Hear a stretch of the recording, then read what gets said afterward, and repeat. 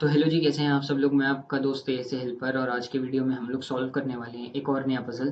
तो यार इस पजल में कहा गया है कि तुम्हें एक ट्रेजर मिला, ठीक है। उस ट्रेजर के अंदर 10 बैग थे जो कि पूरे गोल्ड कॉइन से भरे हुए थे और उसके अंदर इतने सारे गोल्ड कॉइन थे कि तुम गिन ही नहीं सकते, ठीक है। लेकिन उन गोल्ड कॉइन्स के साथ ना एक नोट अटैच था, मतलब उस पर लिखा हुआ था कि 10 बैग पूरे हैं लेकिन लालची मत बनो। उनमें से एक बैग ऐसा है जिसके मतलब एक फोर्स्ड बैग है, और अगर तुम उस फोर्स बैग को चुन लेते हो तो तुम जितने भी बाकी के बैग हैं वो सारे के सारे खो दोगे, उनमें से तुम्हें कुछ भी नहीं मिलेगा। तो यार ये भी देखा गया, तुम्हें ये भी बता दिया जाता है वहां पे उस नोट के अंदर कि जो एक्चुअल कॉइन है, जो कि फोर्स्ड बैग का कॉइन नहीं है, उसका जो वेट है वो 1 ग्राम है। लेकिन जो दूसरा जो फोर्स्ड कॉइन है, जो फोर्स्ड बैग में से निकला हुआ है, उसका जो वेट है वो 1.1 ग्राम है, एक कॉइन का। तो तुम्हें बहुत ज़्यादा टाइम नहीं मतलब दिया जाता, ठीक है। तुम्हारे पास बहुत ज़्यादा टाइम है ही नहीं कि तुम ट्रेजर को मतलब सेफली लेके जाओ, मतलब चेक करवाने के लिए और फिर वापसी आओ लेके कि हाँ ये तुम। लेकिन तुम इतने लकी थे कि तुम्हारे बैग में एक वेट मशीन थी, ठीक है। तो तुम्हें भी ये बताना है कि कितने मिनिमम नंबर ऑफ कॉइन्स को, या फिर तुम कहो कितने मिनिमम नंबर, मतलब कितनी मिनिमम टाइम तुम्हें वेट करना पड़ेगा, मतलब जो भी इनका वेट है उसको कितनी minimum number of times calculate करना पड़ेगा, ताकि तुम ये बता पाओ कि 9 एक्चुअल बैग कौन से थे। 10 में से सिर्फ एक ही बैग फोर्स था, तो 9 एक्चुअल बैग कौन से हैं ट्रेजर वाले, ये तुम्हें बताना है कि तुम कितने मतलब कितने मिनिमम ऑफ वेइंग में से कर सकते हो, मतलब कितने कम से कम कितनी बार तुम्हें वेट करना पड़ेगा कि तुम्हें पता चल जाए कि फोर्स्ड बैग कौन सा है। बस ये है सिंपल सा क्वेश्चन।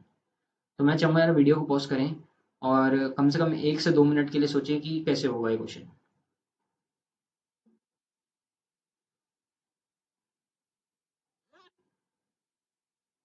तो मैं उम्मीद करता हूँ यार आपने सोच लिया होगा। तो यार इसका सही जवाब है सिर्फ एक बार।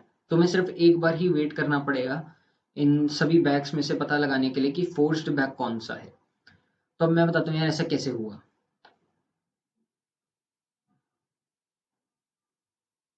ठीक है, तुम क्या करना कि जो जो बैग है ना उन सब पे मार्क कर लेना 1 2 3, ठीक है। तो तुम ऐसे सोच लेना कि 1 से लेकर 10 तक जो है ये सारे बैग हैं, नंबर कर लिया तुमने। तो तुमने क्या कहा कि तुम पहले बैग में से एक कॉइन लोगे, दूसरे बैग में से दो लोगे, तीसरे बैग में से 3 कॉइन लोगे, चौथे बैग में से 4 कॉइन लोगे, पांचवें बैग से 5 कॉइन लोगे, छठे बैग से 6 कॉइन, सातवें बैग से 7 कॉइन और आठवें बैग से 8 कॉइन, नौवें बैग से 9 कॉइन और 10th बैग जो है उसमें से 10 कॉइन। तुम जब जितने भी कॉइन्स तुमने लिए उन सभी कॉइन्स को तुमने ऐड कर दिया तो टोटल तुमने निकाल लिए 10 बैग में से 55 कॉइन्स, ठीक है।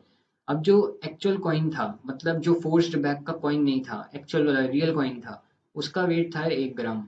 और जो फोर्स्ड बैग का कॉइन था उसका वेट था 1.1 ग्राम। अगर तुम एक जो फोर्स्ड बैग है अगर वो फर्स्ट बैग है तो तुमने उसका सिर्फ एक ही कॉइन निकाला, क्योंकि हमने फर्स्ट बैग से सिर्फ फर्स्ट कॉइन निकाला था। तो उसका वेट हो गया यार 1.1 ग्राम। अगर तुमने बैग टू में से निकाला तो जो बैग टू में से हमने कितने कॉइन निकाले थे, 2 कॉइन। तो जो हमारे जो कॉइन्स होंगे उनमें से फोर्स कॉइन्स का वेट कितना हो गया 2.2 ग्राम। ऐसे अगर तीसरे बैग से निकालोगे 3 फोर्स कॉइन्स तो उनका वेट इतना हो जाएगा। तो ऐसे ही जब तुम 10th बैग से निकालोगे ना यार, जो तुम्हारे क्या कहते हैं 10th बैग से अगर जब तुम 10 फोर्स कॉइन्स निकालोगे तो उसका वेट हो जाएगा 11 ग्राम।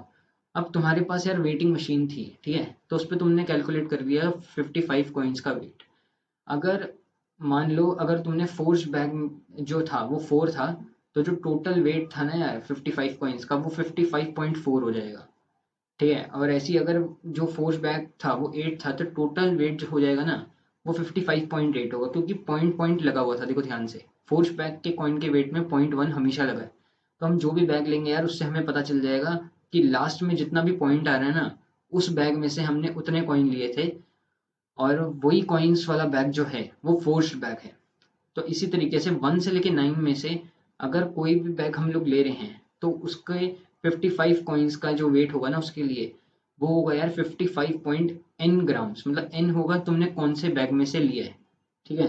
तो तुम जिस भी बैग में से लेके आए होगे फोर्स जो कॉइन जिस भी फोर्स बैग में से लेके आए होगे वो उसी जो बैग का जो नंबर है वो यहाँ पर आ जाएगा और उतना ही वेट हो जाएगा।